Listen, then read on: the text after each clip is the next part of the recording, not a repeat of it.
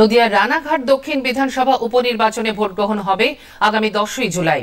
ওই বিধানসভা এলাকায় বিজেপি, তৃণমূল কংগ্রেস ও সিপিআইএম প্রার্থীরা ভোটারদের মন জয় করতে জোরদার প্রচার চালাচ্ছেন। তৃণমূল কংগ্রেসের মুকুটমণি অধিকারী এদিন হাবিবপুর এলাকায় জনসংযোগ সারেন।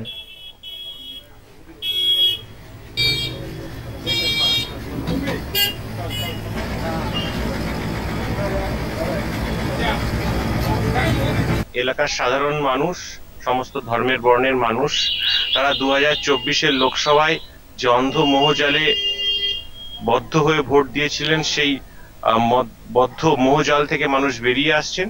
বুঝতে পারছেন যে পশ্চিমবঙ্গে বিজেপির কোনো ভবিষ্যৎ নেই এবং উগ্র ধর্মান্ধতা প্রকৃত অর্থে হিন্দু ধর্মের পরিচায়ক নয়। তাই শ্রীরামচন্দ্রকে নিয়ে নোংরা খেলায় যারা মেতেছিল, শ্রীরামচন্দ্র তাদের বিরুদ্ধে চলে গেছে। সেই জায়গায় দাঁড়িয়ে মানুষ তৃণমূল কংগ্রেস মমতা ব্যানার্জিকে আশীর্বাদ করবেন। রানাঘাটের বৈদ্যপুর সহ কিছু এলাকায় প্রচার সারেন বিজেপি প্রার্থী মনোজ কুমার বিশ্বাস। বৈদ্যপুরে মিছিল করে জনসংযোগ করেন তিনি।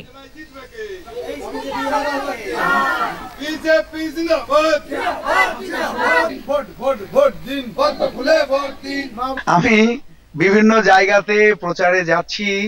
মানুষের মধ্যে যে সারা, মানুষের মধ্যে যে উদ্দীপনা, আমার বিশ্বাস যে গত বিধানসভাতেও আমরা এই বিধানসভাতে 17,000-এর ভোটে আমরা জয়ী হয়েছি। এবারের যে লোকসভা নির্বাচন সদ্য সমাপ্ত, সেই লোকসভা নির্বাচনের নিরিখে এই বিধানসভায় আমরা 37,000 ভোটে জিতেছি।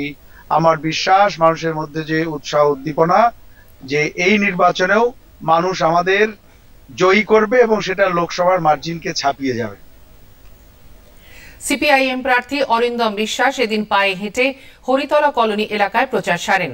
তিনি রাজ্য এবং কেন্দ্রীয় সরকারের নানান ব্যর্থতার কথা প্রচারে তুলে ধরেন। মানুষ কার কাছে যাবে? ঘর বন্ধ, 100 দিনের কাজ বন্ধ। কে বলবে এই কথা বিধানসভায়?